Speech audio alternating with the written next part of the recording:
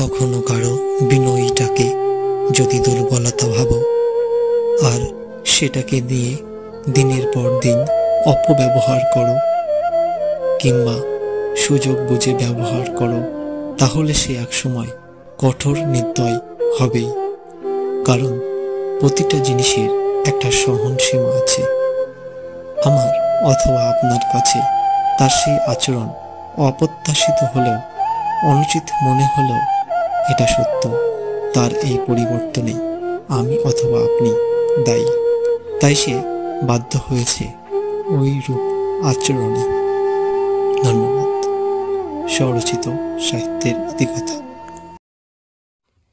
প্রিয় ছাত্রছাত্রীরা, সাহিত্যের ইতিকথা চ্যানেলটি সাবস্ক্রাইব করে দেবে এবং বন্ধুদের মাঝে শেয়ার করে দেবে।